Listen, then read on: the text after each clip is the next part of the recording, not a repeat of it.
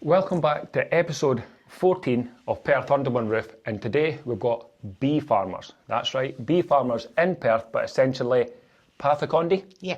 And it's Cloverlea bee farming, but there's another name for it, and we've got...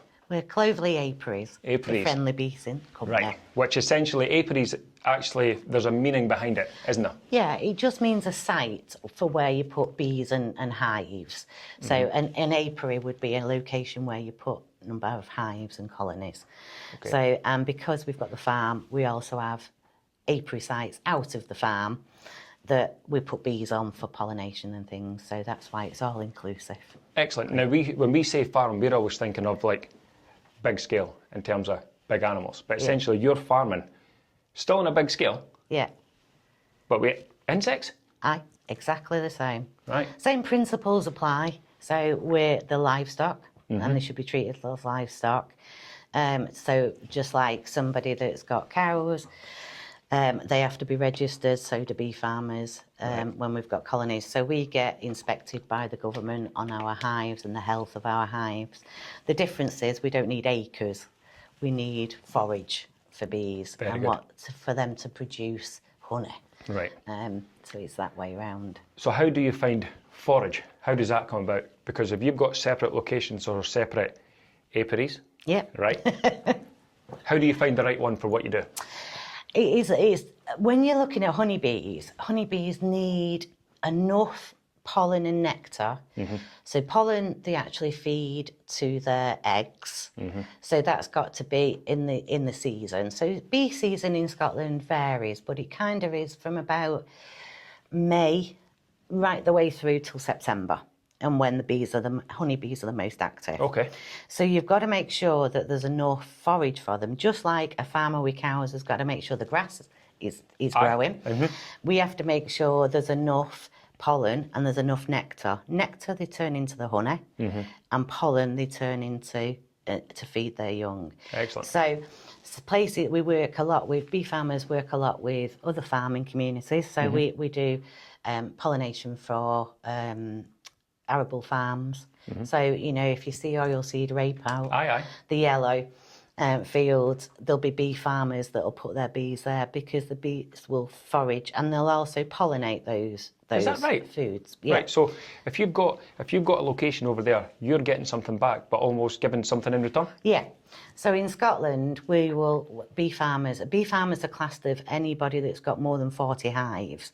Right. If you're below 40 hives, you should be a hobbyist beekeeper. Right, okay. So for us, we started off as hobbyist beekeepers and have built our hives up in numbers. That's why we went into bee farming as such. Right, so you've not always been bee farmers by any means. No, not You've at all. essentially built from a hobby. Yeah. Something to do. Yeah. So if you built it from a hobby, something to do, you start off with one hive, for argument's sake. How many you got now? Give or take. We're just coming up to 200 and odd. Is it? Yeah. So this winter we went into winter with 205 hives. Very good. So they say though a full-time bee farmer would work on about 300 hives. Right. But with the rest of our commitments, we just can't do that. Right. And it is starting from scratch because you have to. It's a bit like there's a period of breeding. Yeah. Just like you can go and buy 60 sheep, Yes. but in order to increase that, they've got to have lambs. So the same with bees, you've got to then increase your bees by season. So you start off with the one. Essentially, you're at 200 odd just now. Yeah. Have you farmed those, or did you have to buy?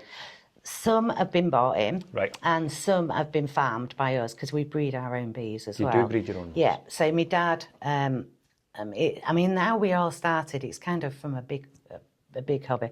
I'm definitely not Scottish. Nah. Got Scottish blood running through me. I'm sure I have, because I was 2 days old when I first came up here, and we used to come up for holiday, all the time. And then Dad took early retirement, and Dad had always been interested in honeybees. All right, Had a bit of a fascination. Never had the time to do it. Yeah.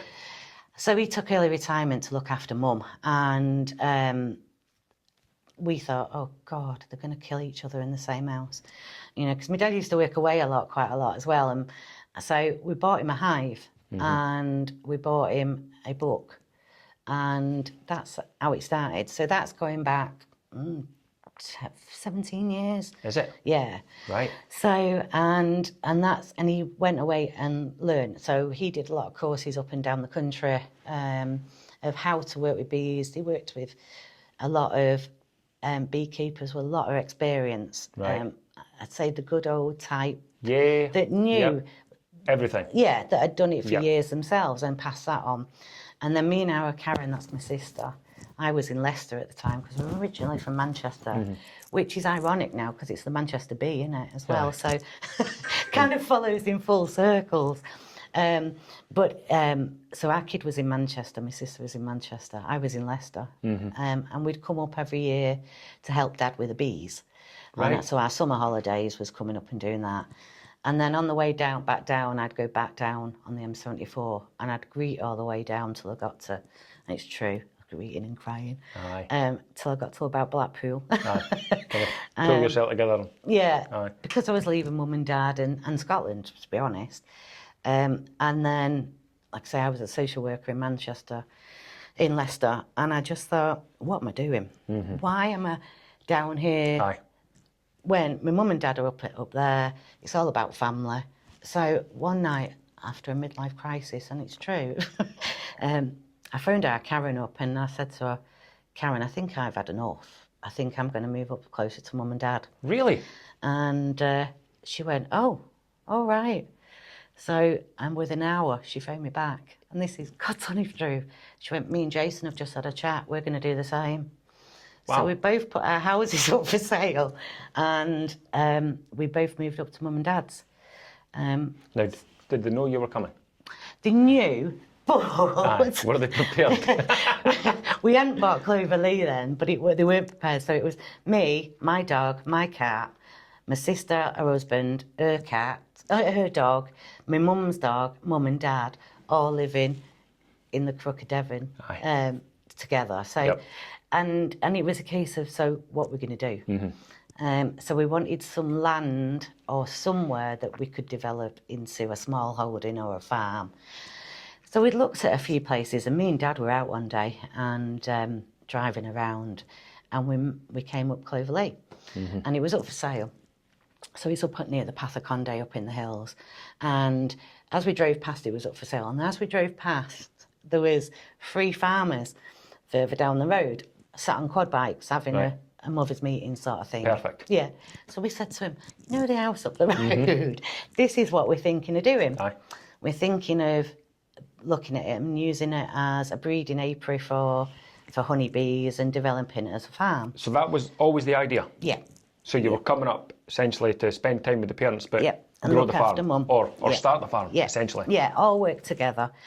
Because once you start getting involved with honeybees and you learn how intelligent they are and how they work as a colony, you want to know more. It's one of those. You're invested. Yeah, exactly. You know, my mum used to read all the books because she did it that way around, and my dad used to do practical. He's practical hands-on, which we've always been as a family. To be honest, it's a case of just do it. So we spoke to the farmers up the road and they were like, well, yeah, it's a good idea to have a go. And no competition? No competition. They were quite happy with us.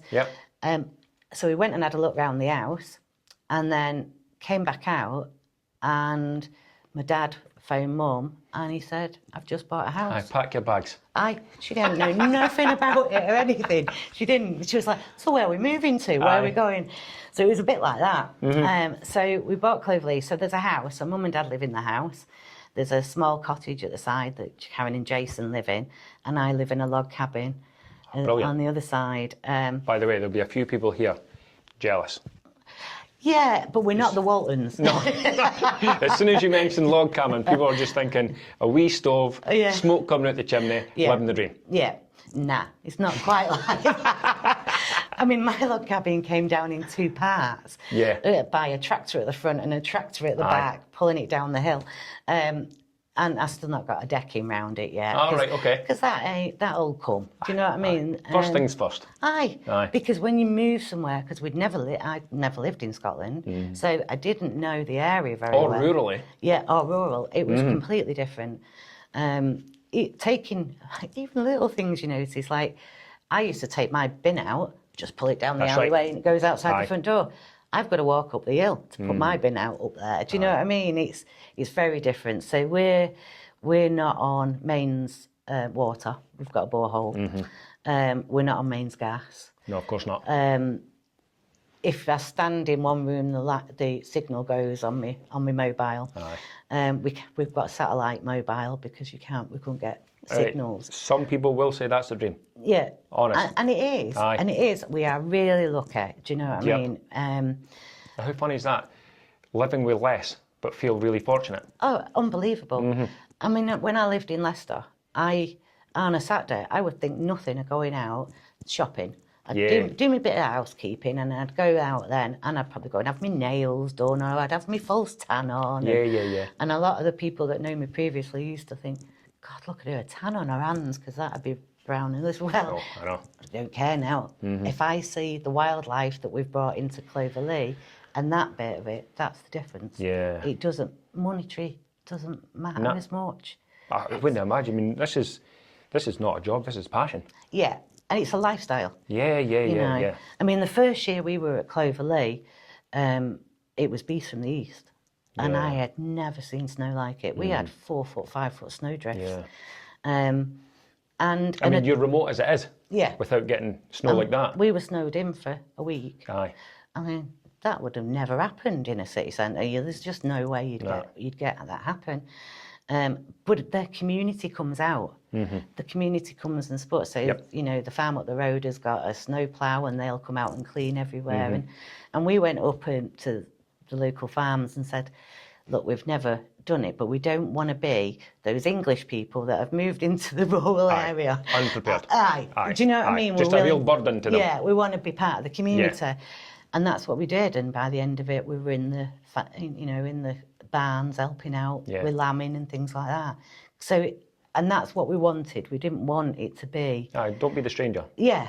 Don't be the stranger. I want to be part of the community. So we did a lot of that and getting to know the area, getting to know where we live, and Kinross and Glenfarg and Milnerthorpe. It was only when we came into Perth Farmers Market that I actually came into Perth city centre, really, and got to know that a bit different more. And everyone's different. Oh, and it's really different if you move to a new city as well, because when you're walking around somewhere, you usually see people that you recognise from school or you recognise from previous... Well, I don't recognise anybody from previous because I don't know people. So it's getting to know people and them to get to know us as well. And it is loads of people. We've got, people will come down to Cloverlea and they'll say, it's a beautiful setting. It's beautiful. And it is, because we're really lucky. But it comes with different challenges. Like full-time job. Yeah. Full-time job. Yeah. Aye. You didn't get a chance to appreciate it like I would coming up. Yeah. If you said come up for the morning, see what we do, I'd be an hour. Yeah. I would be. But I get to leave. Yeah. I mean, this morning we've come out and we've got no water. The borehole's not working, so we've got no water. So we have cans of 5 litre. Aye. With water in it. Yeah. Just because we've been left with that. Better do that. The bees, if I was going to the bees, they wouldn't have bothered. No, but I thought you might be today. Better wash my face. So it's a bit like that, and also then setting up a business from there, a business that's competitive with businesses that are in the city. You know. Yeah. We've got 5G. What's that? Yeah, I know. Because we get it. But he also then getting things out into the middle of doing things in the craft house or the honey house. So we've got agricultural buildings there that we've built. You do? Outbuildings? Yeah, we've had to. So we've got an outbuilding that we process our honey in, which has been approved. Is everything on the table yours? Aye. Yeah, we do everything. Package it? Yep. Make it? Yep. Bottle it? Aye. Do you infuse it? Yep. Yeah, we do it all. So you've got a full production line essentially Yeah. up there. Yeah, we outsource our hot honeys because of cross-contamination. Because we've only got one honey house. Oh, so very good. we wanted to work with Someone social else. enterprise on that. So that's what we do with our... By the way, this is, see when you get hot honey and you fling it on top of a pizza? Aye. I'm no one for doing reviews and I make it apparent. But it's the same over camembert. Put it over camembert. I love it. Problem with a camembert is you can only really eat it when it's piping hot, but you can't eat it when it's piping hot. Aye, yeah. It's one of those Do you know what I mean? You burn your tongue, don't you, and end up thinking, well, I'll still eat it anyway. Aye, you still go back. It's Moorish. Yeah. It's Moorish, isn't it? Yeah. So, I mean, that's how we kind of got to it. And then COVID hit. And that was, in one way, it gave us time to work on the farm. Aye. But anybody that scales up from living, I suppose, in a city, Aye. to them, we hadn't got a tractor. We hadn't got machinery to be able to do stuff like that. So we were still humping stuff in wheelbarrows and things. And, Right at the core. Aye. Very good. I've got pictures of our Karen sat on the trail, on the dumper, digging out where my lodge was going. Yeah. You know, because that's part of it. But the main bit was it gives us a chance to work together and also look after mum as a family.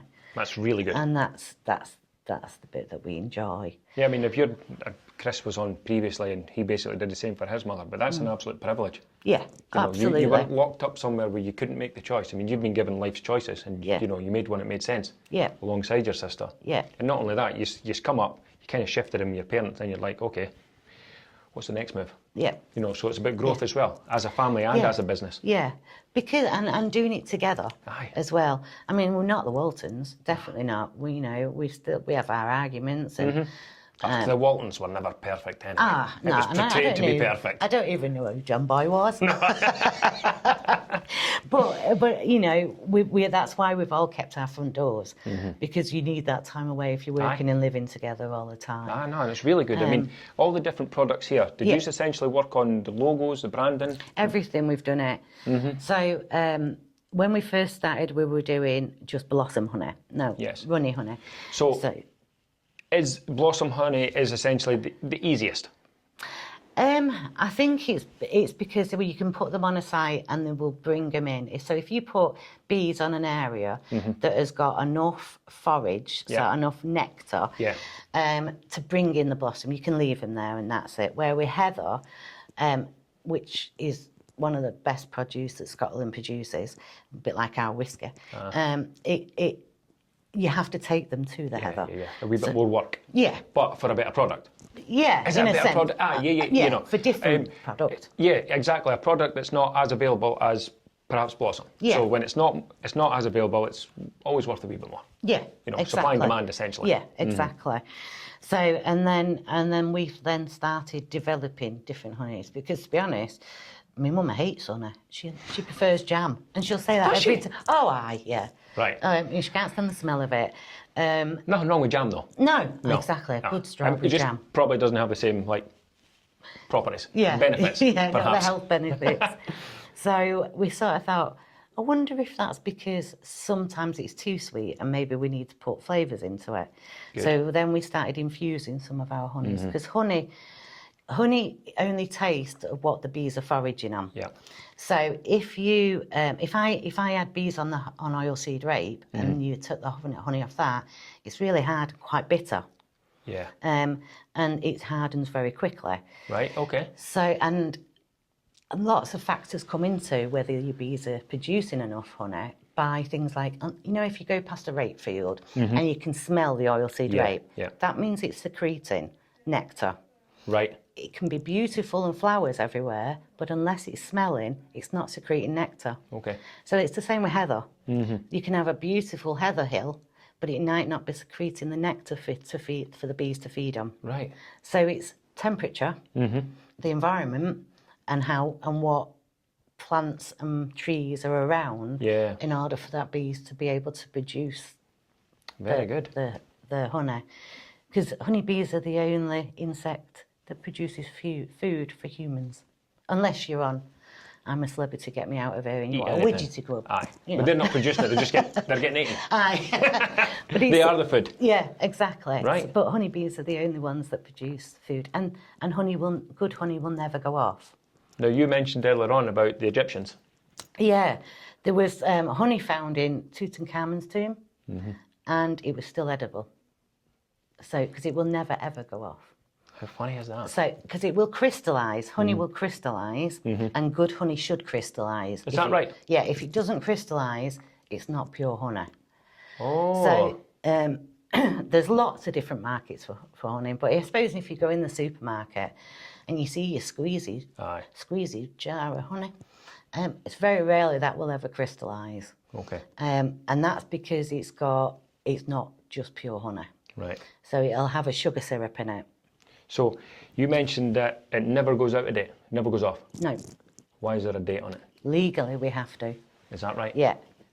So legally, under law about us selling honey, we have to put an expiry date on it.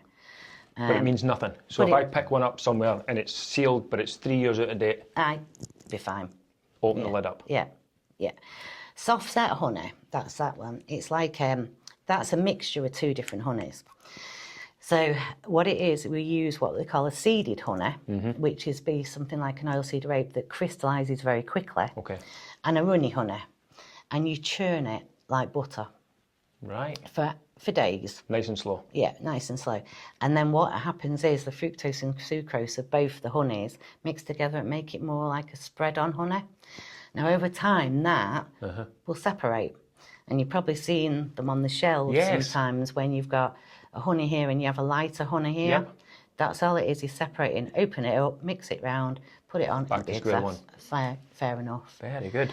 So, and it's the bees that produce it, but it takes a bee its whole life to produce one teaspoon of honey. Is it? Yeah. Right. And there's me, I'm getting rid of them every morning. Aye. I'm But flinging it in. But it's a good alternative to It is. sugars. And it takes the edge off anything that you're eating or drinking. Yeah. Yeah, and it's good for you. Aye. You know, I'm not saying sit there and eat No, don't eat a tub or a jar by any Although means. one of our neighbours, Mary, she's lived on the farm. She's in her late 80s. She was born in the same bedroom that she lives in now. Wow. And she's our honey monster. Aye. That's our neighbour. She can Just eat it by destroys the the stuff. tubs. Aye. You know, but it's always been traditional. The amount of times people, I haven't brought any cook home today, but that's cut out of the frame. That's right, yeah. They'll say, oh God, that takes me back to my childhood. That's lovely when you get somebody saying that and they're eating it like, oh, my dad used to keep bees. Yeah, like things have changed keeping bees, but For the better, probably. yeah, I mean, you've progressed. Look at everything on the table. yeah. I mean, we never know what our bees are bringing in. Although you can put them on, well, there's lots and lots of forage around them, unless it gets up to the right temperature and it's the right environment, especially with global warming and stuff. It depends what the bees are going to bring in. So to do just honey, we were like, well, what happens if we don't get anyone here? That's right. Our business is gone. And you're in business. Yeah. Aye. So Yeah. it happened that my uncle, who also moved up here, we invaded Scotland. So my uncle moved up, my dad's brother, and we moved him up here to be closer to us as well. And he'd got prostate cancer. And when he first moved up here, so we said to him, and his skin weren't so great off, you know, with all the medication and stuff. So we said to him, tell you what, Uncle Brian, we'll make you some soap using, and we put honey in it, and we use beeswax in it. So all our products have got honey and beeswax in. And if it burns you, don't use it, but just see how it goes. And he was going back into to the Maggie Centre, and they actually said his skin was really good. Aye. So fortunately, our Karen, my sister, is really good at health and safety. That's her previous job, and auditing and getting sort of material together and data sheets. Not my skill whatsoever, but she's really good at that. So we went and decided we would look at expanding our skincare range. So we do that now, so that if our bees are not producing, at least there's products that we can still sell. And that's like, this is the sort of stuff you would possibly get given over like festive seasons and that. Yeah. Do you know what I mean? That looks, I must say, it looks edible. Yeah. I'm not going to eat it, but it looks... wouldn't hurt you if you did, because there's no artificial preservatives in. I mean, candles, bees have wax under their glands, under their bellies. Okay. So a bit like you put in your milk in the fridge. Yeah. Bees can't put their nectar in the fridge. Right. So they'll put it in the cell, and then what they'll do is they cover it with wax, because that will then keep that nectar and that honey fresh. So it's like mummifying it. Yeah. And then I come along and I take that honey out, that nectar out, and I take the beeswax off it because I need to get to the honey, and I put it into a spinner. It spins around like that, and then the honey comes out. So the wax is a byproduct, really. Yeah. And we then use that to make candles. Which are obviously these things here. And they're again made by you? Yep, we make them all. Up at the farm? Yep, in the craft house, what we call a craft house. So we make the candles, and so you have ones that have got no fragrance in it. And I was just going to ask if they... Yeah, and they will smell slightly of honey when they burn. Beeswax burns at a higher rate than soy or paraffin. Right. And it cleans the environment rather than the atmosphere, rather than putting something into Very it. good, very good. And it's the flame on a beeswax candle is a different colour. It's a dull light, which then helps with sleep and things like that. Oh, right. So there's loads of sort of different health benefits to it. I mean, we do aromatherapy candles that we do as well, but... So this has like a fragrance in it? Yeah, it's right, got okay. essential oils in it. So... Smells nice. Thank you.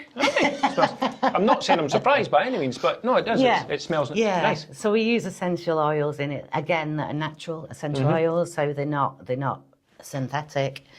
That one is... It's quite like an extremely light toothpaste. All right. Aye. It's an energy one. It's to help bring energies. There we get me going. Aye.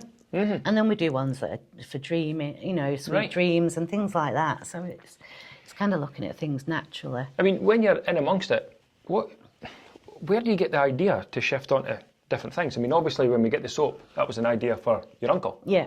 But there's other items here that I think you would need to be relatively creative. Yeah, I mean, we worked alongside a doctor who is a dermatologist come scientist as well, who we have to have all our ingredients and approved and our recipes approved, and that I'm not giving you something that'll burn your skin or something like that. So we worked alongside a doctor to do that and get them tested, and it was ideas of... Karen previously had worked quite a lot with essential oils and things like that as part of her relaxation at home. Very good. So it was what can you use that will help with this and that's natural. So we've come up with our own recipes and smells and things like that, and that's what we designed. I mean, there's loads of avenues to go into, but you've got to be realistic. There's me now, Karen, and my dad. I'll tell you what. I mean, that's a lot of products. Yeah. And it's enough at the moment for us to manage as well as the bees. And it's a competitive market. Cosmetics is, but it works the whole journey for us. Aye. Without. Do you know what? It maybe is competitive, but these are. They say if you're going to have honey, have it as close as you can to the house. Yeah. Okay. So if you take blossom honey, that's a runny honey. If you have got hay fever or allergens and things like that, if you take it closer to where you live. So if you lived in Birmingham, I'd say get Birmingham honey. Because you've got a problem in Birmingham. Yeah. So you need a Birmingham remedy. Well, anybody if you travel the UK, if you will notice sometimes in the spring, your daffodils will be out earlier down south than they are up here. Very good. So you pollinate, so your forage or your flowers and your nectar and your stuff are at different stages. So you're better taking it from where you are. That's really good. So if you take a teaspoon every day, and it's worked, we've got... A teaspoon or a wooden spoon? teaspoon. Right, okay. Just a teaspoon, Right. that's all you need. But if you take a teaspoon every day, it's supposed to help build your immune system up against the hay fever. And it does work for lots of people. I can't guarantee, doesn't work with grass if you've got a grass pollen, because bees don't forage on grass. But it works with any other forage. We've got customers that used to take Manuka honey. Aye. And I said to him, I was going to say his name then, I thought best now. Yeah. Take ours. I said, yeah, take it. If I supply it with you, Yeah, let's do a it. deal. Try it. I'll give you ours, Blossom Honey. Try it and see if it works. And he now doesn't take Manuka, he takes Blossom Honey, locally Scottish Blossom Honey. But we're not all educated enough to know that we're supposed to, in a sense, consume it as close as we can to our house. I mean, we've got a pollen problem, so we need a pollen remedy. And the pollen problem comes from Perthshire, so we need a remedy from Perthshire. Yeah. But we wouldn't know unless we were told. Yeah, exactly. So when you're at the market, not only are you selling, you're educating at the same time. Yeah, I think, we sell direct sales at farmers markets, agricultural shows, game fairs. Yeah. The amount of times me and Karen have sat there and dressed up as bees you know. It's all marketing, no? Oh, and I love it. Aye. Because the kids come up and they're chatting and children just absorb. Yeah.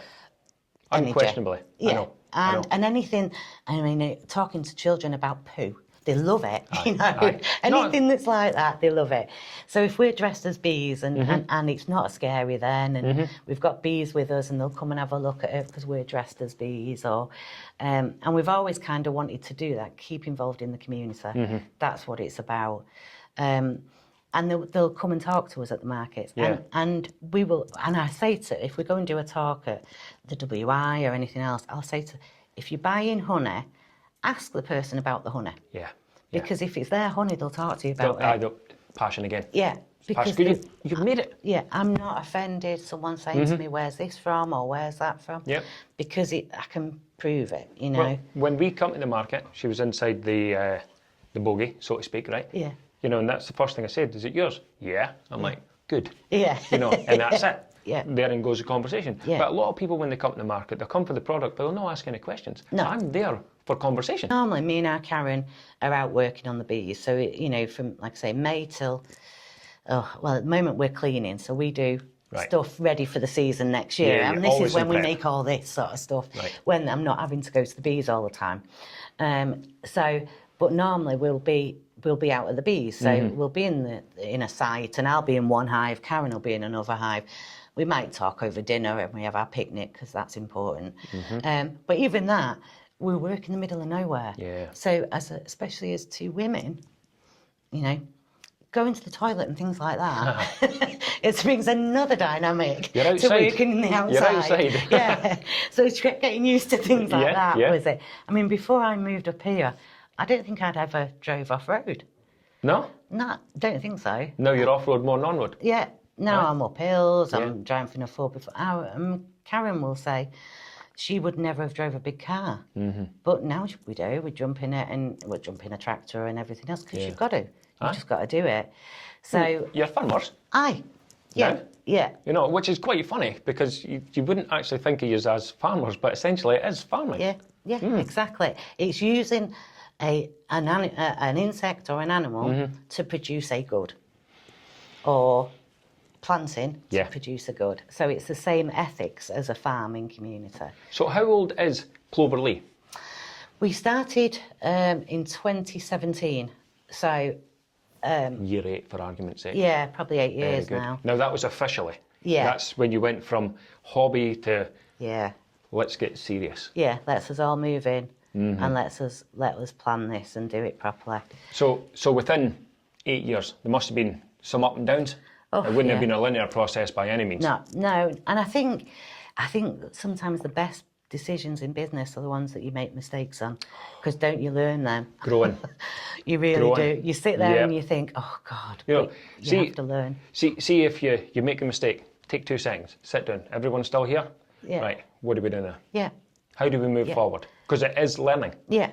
That's the only way I think business progresses. Aye.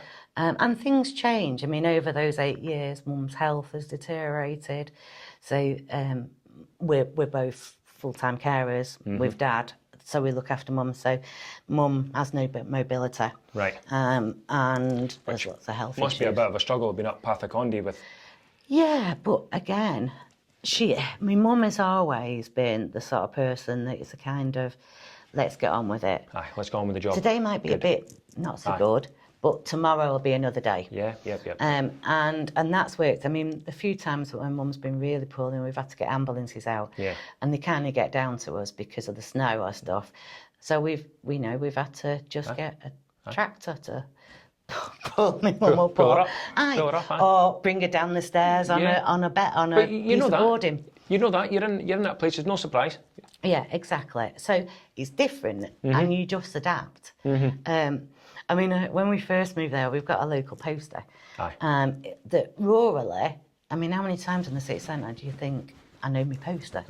Where rurally we did, because there's a lot of strong, older, strong women that live in rural communities that are matriarchs of society, I think, and that are not, because like I say, previous to roles was social work.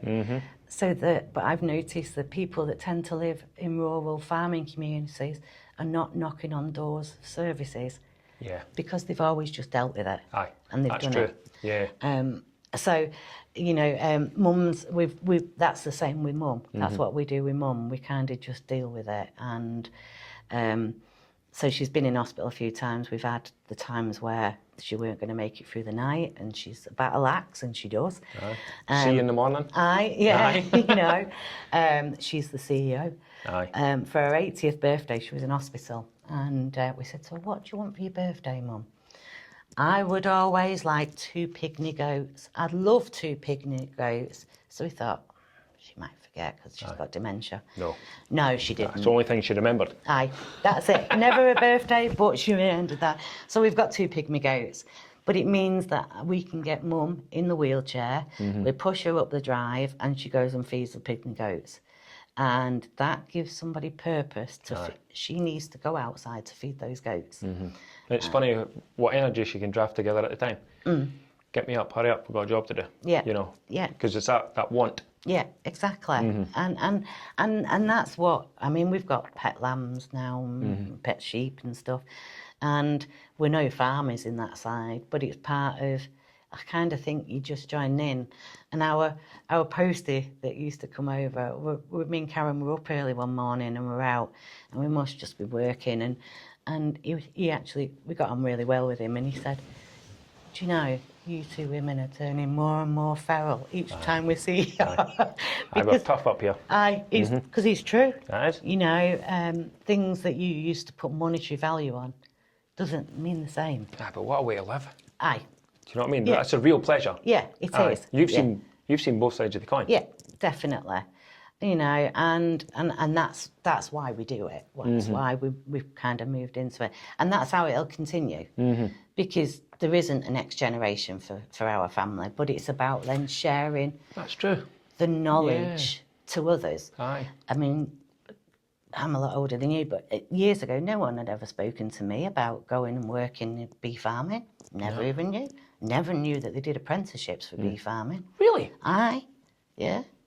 So it's things like that that touch other people, that if I can make a difference, or we can make a difference. We go and do talks in schools, and we had a young lad in one of the schools that hated school, hated it. And apart from a Monday when he used to come into Bee Club.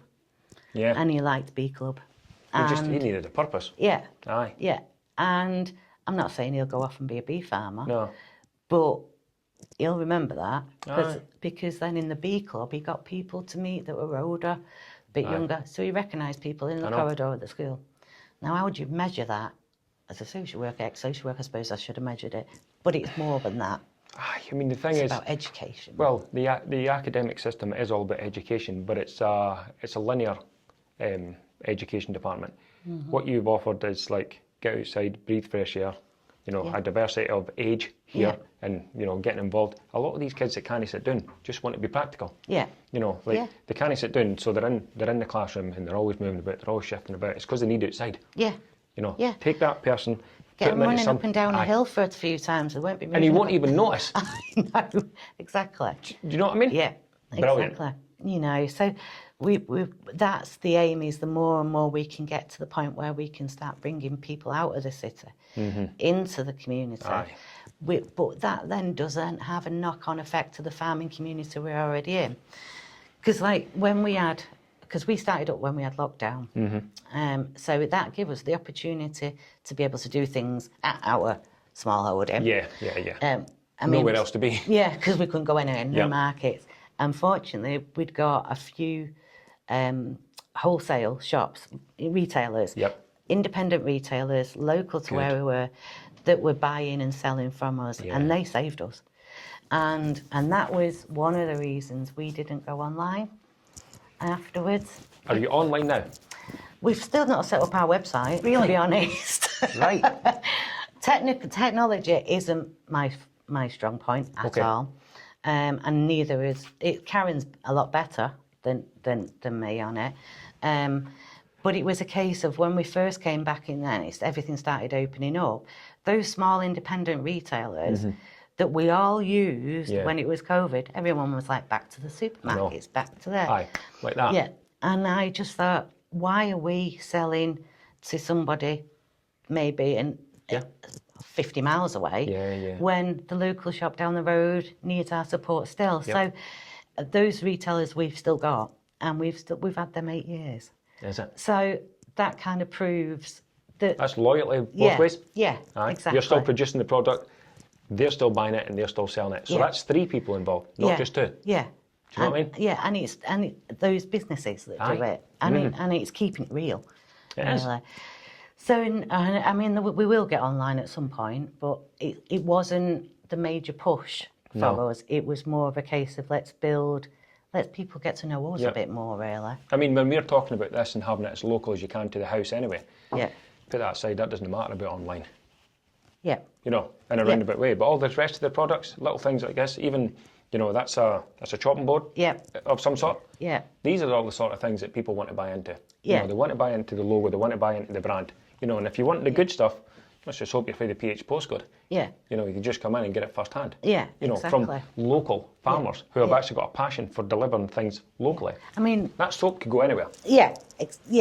I mean, bees are so interesting. They are. If we run society, our honeybees run colonies. We would be fine. We'd be fine. We'd be no problem at all. We'd be less men though. Yeah, that's true. There wouldn't be as many. We don't need them on anyway. Yeah, but it would be. You know, we wouldn't have some of the headlines that we've got at the moment, sort of thing, because it's running a democracy, and I think the more we can learn from that, the better it is for the next generation. We wouldn't know unless you sat down though. No. Unless you sat down, not crammed it down our neck, No. but told us little snippets in about 5 minutes how it works, and that leaves seeds that are planted. Yeah, and if you want to know more, that's when you go and get more interest, isn't it? Yep. I mean, I could sit and talk to you for hours on just honey or bees. Every year in the spring, I go in when we do our first inspections on hives. I learn something new every year. I am no expert on honeybees. No. I'm no expert because they're insects. Yeah. And they will do what they do naturally. I can manage them, but I learn something new every year. You're explaining your experience throughout the last 8 years, messing about, and that's only your official years, not the ones you did for a hobby beforehand. Yeah, I know. Yeah, and that's different again because as a hobbyist, I didn't have to make sure that my medical records were all written down for the You bees got to learn and the medicine. beforehand. Yeah.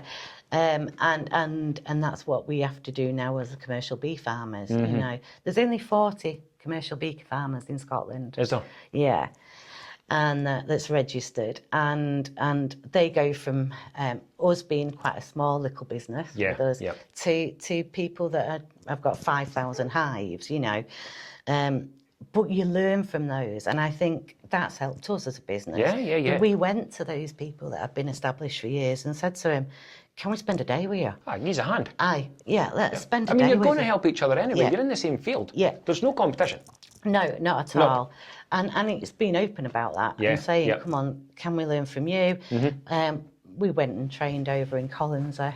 Collinsey has got they own the honeybee reservation in Scotland, and Right. it's got Scottish native honeybees.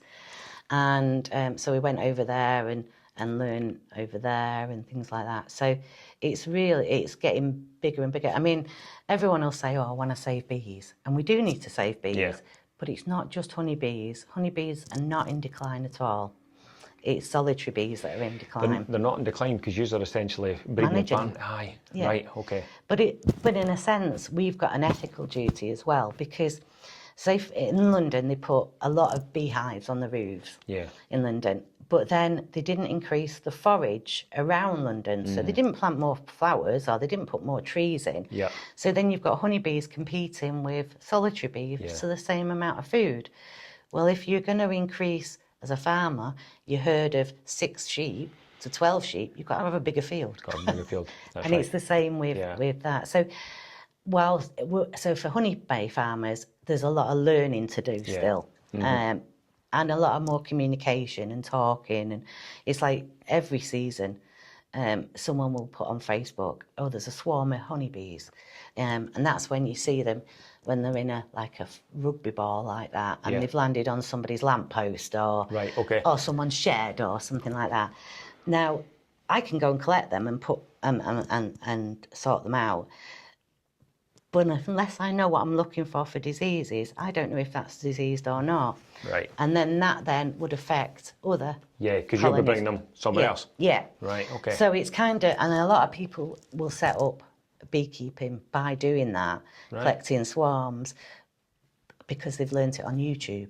Aye, yeah, but again, they don't know what they're looking for. Aye. Got you. Yeah, it's a bit, I suppose it's like any kind of business, isn't it, really? You kind of don't know. If you don't know, go and learn. Yeah, yeah. You know? And this is the thing about YouTube, though. I mean, it's good for most things, but it doesn't actually tell you everything. No, and it doesn't give you... It tells me how to remove it, but Yeah. it doesn't tell me what to look for. Yeah, and it doesn't also either give you the practical bit. It can show it you, and that's a bit like any academic, isn't it, Yeah, it is. really? Yeah. You learn it, but unless you practically do practicality side it, of it.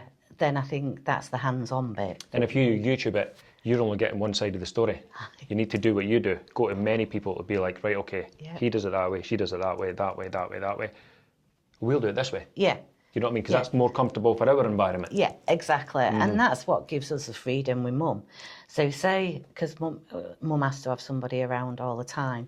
So we have walkie-talkies and stuff. So Mum has a walkie-talkie in her in where room she's in. So if I'm in the craft house, I can hear her, or Dad can hear her, or Karen can hear her. And we do it like that. And it gives us the freedom that if I need to go out to the bees, I can go in the morning, or I can go in the afternoon or the evening, because I can work flexible on it. It's really good. Yeah. That is. You know, so we do it like that. So. I mean, that's a busy lifestyle. I mean, people would think you're up is. there and you're living the dream, which I think personally you are as well. But, you know, this is 24/7. Yeah. Your mother's 24/7. You know, you're up in the sticks, which is 24/7. Yeah. Everything's 24/7, so it never stops. Yeah. No, it is a lifestyle. Yeah. You know, and I've noticed that more and more working with other farmers. You know, from someone that lived in a city, I was aware of what farmers did, but I weren't really aware of... No, only from the outside. Aye. These boys never stop. They're out at 4 a.m. Yeah, you and know. God, they must be loaded because they're driving this and that around. They are using a farm itself. They're asset rich, but they're cash poor because everything's tied up. And then if you sell your land, I know. then you haven't got anything. You've nothing left anyway. Yeah, so you can't farm it. Yeah. So it is a lifestyle choice because you can be out there, I mean, at 3 or 4 in the morning in the lambing shed or in the cow shed. So, but it's completely different. But I don't think I've ever had a 9-to-5 job that finishes at 5. No, it doesn't. No, not in any line of work. I mean, there is places you can switch off, but I mean, you're still thinking about something at some point. Yeah. So if I want to buy any of these products, right? Yeah. Where do I find them, or where do I go? We are usually at Perth Farmers Market every month. Yep. I mean, it took us 6 years to get into Perth Farmers Market. But that's because they already had a bee farmer there. And that's the other thing that we took on ethically. We didn't want to stand on other people's toes. Don't push anyone out. Because that, you just get a reputation for yourself. Force met with force Yeah. They're never a good outcome. No, and No. I want to learn off them because they've been there doing it 20 years before me. Yeah. So we waited for that, and the other beef farmer was moving into other avenues, so we were able to come into Perth Farmers Market. And Perth Farmers Market is the only market that you get the produce from the producers. They have to produce it. Okay. So you won't get somebody selling somebody else's product. Oh, very good. Yeah, so because part of that, and it's the only farmers market recently that is run by a board of traders. So it's the traders that are doing it for themselves, and it was set up. That's back to the core. Yeah, and it was set up years ago so that people could talk to you about where your meat was coming from. And that's the thing with us. We want to talk to you about the bees. We want you to try different honeys, see what you like and what you don't like. Want to try the cosmetics. Absolutely. Because try it. It's a lot cheaper than you'd get from Boots. And it'll do the same stuff. It's local as well. And it's local and it's got nothing in it. Yeah. It won't hurt That's you. the most important part. You're right. That is the most important part. You know, and we want to tell people how we come about making that. So we do Perth Farmers Market every month. That's usually our Karen that goes. But I join the board because I'm a real believer of voluntary services and keeping it community and based. So we do that, and we also sell in, like I say, a few retail shops. So we've got them in butchers and delicatessens and farm shops. Yeah. So that's mostly our honey and things. And then we sell to hotels as well. Yeah. Well, they'll use it as part of mealing. Foods. Yeah, and they use it in theirs, in their cooking and stuff like that. So I mean, we work with that side of it, and then the other side of it, we're working with gamekeepers and landowners. You know, of course, for the farming. So we've got farming that we've got bees on pollinating, and then on the other side, we're up on the heather moor.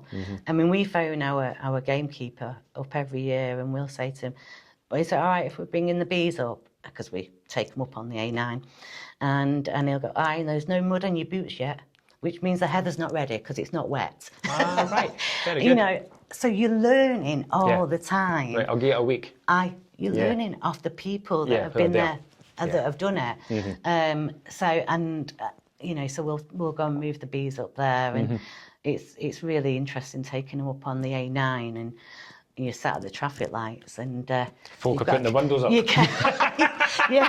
can, I mean, I love it because they'll see that, you know, you've got probably a racer at the side, you know, and we're here, and all of a sudden, me and Karen will just put our visors on and kind of do that, and the car at the side of the windows goes up. And then all of a sudden, I can get away quicker than they can. Yeah. Thanks for that. So we have a sadistic sense of humour. Quite right. I mean, you spend a lot of time alone. You have to entertain yourself. Aye, exactly. So we'll do that. We work with Gamekeepers Association. So they do a raffle every year, and we'll donate to that. Excellent. Because that's part of the whole community. It is. Now, years ago, I'd have been campaigning for it, but it's understanding what their job does and what they do. And I don't think necessarily we have that unless you're in it. You've got to be educated. Yeah. And be in a position of wanting to be educated. Yeah. You know, exactly. It's okay seeing a poster or getting it crammed in your neck on the radio or the TV, but you need to be in a position to want to. Yeah. You know, and today when you come in and you gave us a wee explanation of how the hive actually works and how important the female is compared to the male, we're educated. Yeah. You know, but we're interested. Yeah. Exactly. I've got a common interest for honey anyway. I mean, I use it a couple of times a day. It's just nice to be educated in it so I know what I should be using. This morning, someone said don't use the silver spoon. Use the, what do we call this? Yeah. It's a honey stirrer. Right. So, I mean, they say to you, if you use metal in it, it takes the enzymes out. Right. So, the idea is to use it as a wooden spoon and that then the honey will go onto it and drip out. Aye. So, let me just show you. So it will drip. Aye, that's me sold. That's me sold. I'll just go soak in that spoon. Yeah, but and then I suppose, I mean, if you're diabetic, you've got to be careful on your sugars. But it's a natural sugar, honey. Yep. It's not a generated sugar, so your body processes it easier. which is good. And also people will say, I've tried honey, I don't like it.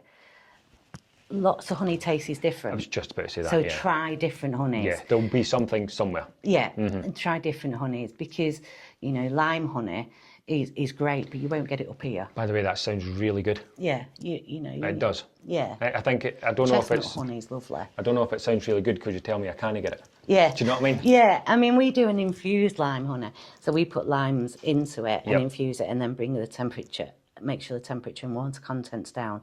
But good, pure lime honey is different. Does that mean the bee goes to the lime trees and then brings it back? Brings the nectar back. That So it's just pure. But it's like heather. Yep. We can't call it heather. You can't call it heather unless it is 98% sure that that's all they're foraging on. All right, Because okay. bees will fly maximum 5 miles. Is that what it is? But you're wearing them out. The longer they fly, you're wearing them out. So when we take them up to heather moor, they just literally drop out and they're on the heather, and that's the only forage around there. Yeah. So that's why No, they're not stupid. They're not going to go 5 miles. No. So they'll go for the quickest one, and that's when you get the different types of honey. So your national honey shows down in London or in Scotland have got loads of different tasting honeys. We don't make enough in the UK. We don't produce enough honey in the UK to provide to consumers. Because these are all natural remedies. Now, it's funny, you mentioned the Egyptians. Yeah. You know, they weren't just eating it. No. By any means. If they even bothered to eat it. Yeah. No, they used it in all sort of products. I mean, you know, Cleopatra. they're in the heat anyway. They could have used it for cooling off or soothing the skin, anything. Cleopatra soaking in a goat's milk and a honey. So, because it has got real benefits. I mean, you wouldn't think I was 102, would you? Well, by the way, I could do with some of that. Everyone keeps saying I'm about 10 years older. But, you know, I mean, it's not, I always say to people, it's not a miracle cure. No. But it is... It's got its place in the kitchen, that's for sure. Yeah, it's got its place, and it's also got its place in cosmetics. Yeah. You know, they've been using it for years, and it works. So from 2018 to 2025, where does Cloverlea go now? We're all getting older. Yeah. So I don't see, it's something we've all had to think about, you know. Dad doesn't go out to the bees as much now. He tends to do a lot of the extracting with the honey and when I say processing, we don't process our honey, but obviously you've got to take the wax off. You've got to put it in the spinner. Still a bit of labour. Aye, yeah, you've got to jar it. Even labels, sticking all the labels on. You do that by hand? Aye, yeah, everything by hand. This is handmade. This is handmade, exactly. essentially. Everything is. I mean, we've moved from when we first started. We used to print our labels on the printer at home. Yeah. And then you get more money back into the business, and you start ordering them in bulk, don't you? Yeah. Then and it's kind Of course, you make it easier as well. Yeah, you build it up Yeah. because I don't know anybody that starts a business up with a load of money. No, it's got to start somewhere. Aye. You know, it normally starts with your feet in the ground. And funny enough, when you first start the business, that's your busiest time. Yeah. You're doing everything. Yeah. You know, and you don't sleep. Yeah, What is sleep? exactly. Yeah, exactly. Aye, just forget about it. Yeah. So we kind of we did it all. So now, you know, we don't make the boxes are out, but we do make. We used to do the labels and stuff. We design the boxes and things. So we've all had an input into everything. Yeah. And so we've moved on. We kind of move on. Yep. I don't see, sort of in 10 years' time, I will be bringing hives back down off the hill. Yeah. I just can't. I won't physically be able to lift No, them. you've got to be realistic about it too. Yeah. So I think the idea for us is moving further and further back to Cloverlea, and then getting people to come to see us and doing more education on Right. bees. Okay. Workshops. Yeah. Very I mean, good. we do a training now, so we train beekeepers into beekeeping. Yeah. And we do things like queen rearing. Raising queens and things like that, and I think that will happen more and more. Yeah. The bit where we can do. Yeah, but that's possible for you. Yeah, That's possible, and that's valuable as well. Yeah. It's just as valuable as this. It's if not all more. about diverting, isn't it? Yeah, and but keeping it going. Yeah, and that's the bit. I mean, we've got we've just put up what they call an appy house, and it's an apitherapy. So you have bees inside, and they're inside, and then you lie on a bed, because bees give out a pheromone that is a natural pheromone that will relax you. And Put the fear in you. oh, you were saying before your missus doesn't like them at all. No. But if you can breathe into it, it will relax you and bring you down. Is that right? Yeah. Bees will sense if I go into it, I'm in a bit of a bad mood. Bees will know I'm in a bit of a bad mood. They can sense it. That's old ways, isn't it? Yeah. They will sense the atmosphere. The atmosphere of the earth. Yeah. They'll know much if like there's birds a storm. in the sky and dogs. Yeah. You know, because you say dogs obviously know And like you good read folk. off that. Yeah. That's how you become to know the bees, in a sense. Because keepers essentially are like at one. Yeah. There's nothing better. I have nothing better. Because I sit down when I'm beekeeping because my back won't go over the hive after a bit. I'm like, oh. So I have a toolbox and I sit on the toolbox and I go through the hive that way. And sometimes you sit there and you just think, God, I'm so lucky. I would think so. I am so lucky. But I felt that in other jobs as well. Yeah. You just appreciate where you are. Yeah, exactly. Because you never know. No, there's far worse places you could be. Aye, definitely. Aye. And I think over the years I've been there and done that. Aye. Actually, you're fortunate. You're not arguing with no bees. You're just sitting there chilling it. Yeah, exactly. So, and that's the bit I love. That's the bit of being coming home and speaking to my mum about it. I'm fortunate that I see my family every day. You know. That's rare as well. Yeah, it is. Yeah, it is and for some reason, we were able to do that with COVID. Because if we hadn't have made the jump to up here, I'd have been down in Leicester. Stuck. My sister would have been in Manchester. And Mum and Dad would have been up here. That's right. So we wouldn't have seen each other for... And you only get one shot. Aye. Yeah. You know, I don't... So it's just brought a different avenue to life. I mean, you started off together and it looks like all going well, you'll finish off together. Yeah. I mean, my brother-in-law, Jason, he's got a proper job, as we say. All right. He goes out to work. He gets to leave the house. He runs to work in the morning. So now he's a landscape gardener, which is great because he's done that since he left school. Yeah. So where we are at Cloverlea, we've planted acres of wildflowers, native wildflowers. We've planted 200 and odd trees. We're all out there digging holes. That'll keep you going though. Aye. It will. Yeah. And it's made a difference. Contributing, you're giving something back. Yeah. To the bees. Yeah. Funny enough, you're taking it from them, but you're giving them life. Yeah. And also other people to come and enjoy that. That's the next stage, is for people to come and enjoy what we do and to learn a little bit more about it. Now listen, if you hadn't sat down here today, Tracy, I wouldn't have half a clue of what's going on, and I wouldn't actually know that a farmer or a bee farmer or even an institution would open the doors to us. You know, I would think they would want us away from them as much as possible, but in fact, in order to keep it going, I could be the next bee farmer. Yeah. No one would know. Yeah. You were never going to land here. No. If you'd have asked me in my 20s, would you ever see yourself being a bee farmer? I'd have gone, what's one? Is that beef or bees? Aye, cool it down. I'd have No, been you like, wouldn't have. Where does that come from? It's not our family history. Nope. It's not from that. I just see that we're custodians for the next generation. That's really good. And if I can then, it was our neighbour that said that, and he's been a hill farmer for years with sheep, and he said, we're all custodians of the land for the next generation. The next person. Yeah, as long as it keeps the bees going. Yeah, we need to keep them. This is all yours. Yeah. Essentially. And all sometimes you don't realise how far you've come. Oh. I never went into business to make it cutthroat. No. I could not do that. That's not our business anyway. No, I couldn't be a cutthroat business. No.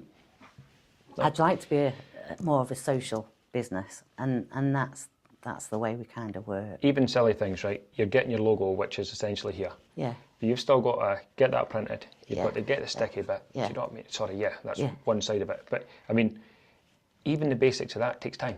Aye. You know, you're making phone calls. Yeah. You know, who do we go to? Who do we turn to? Essentially, you want one person to do the whole lot, but you can't. So you need to continuously outsource. I mean, where do you get the jars? Yeah. Where do you get the lids? Yeah. You know? Yeah. It never stops. You've done, see for me, if your lifespan of the business was 10 years, you've done 9.5. Yeah. I mean, you've got a lot going on here. That's beautiful. Yeah. Yeah, the soaps look lovely. And like I said, they look edible.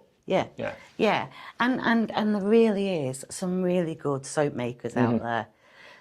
And they probably are very different, but that's us from our colonies. I know, and that's all it matters. That's the bit that's how we do it. It wouldn't matter what that looked like, it's still part of this. And that's honestly what's important. And then what we don't use, we give to a man so our horrible wax and stuff, we give to a man that makes briquettes for fires. And he uses it, so we don't have any waste. No wastage. But that's a proper restaurant mindset and farming mindset. Yeah. Waste nothing. No, and that's what we'd like to do and share bees and Cloverlea with, really. Well, I'm pretty sure now, after people watching this, they'd be quite surprised that the door's actually open and there's a possibility to come up just to see what's going on firsthand. Yeah. So after sitting down with you, my eyes are open a wee bit, and like I'm interested. Naturally, I've just got a thing for honey, not so much for bees, but maybe I will have for bees, because without the bees, I wouldn't have the honey. Yeah. Yeah, and I suppose it's that bit of when you're eating it, you're thinking, actually, you've got how many grams in there, or how ounces it takes a bee to do 1 teaspoon all its life. It's maybe a timing thing, but I'm naturally just interested in it. So that's us. Episode 14. We had probably well over an hour sitting with Tracy at the Cloverlea Apiaries over Path of Condie. Path of Condie, yeah. If you want to buy anything, probably the easiest way to do it, if you're in Perthshire, would be the Farmers Market, first Saturday of every month, down the South Inch car park in Perth. That's this weekend. And it's on. That's this weekend. Yeah. Excellent. Happy with that? Yeah, brilliant. Thank you ever so much. It's lovely meeting you. Thank you. I mean, total strangers this morning. Mental, isn't it? To now chatting away.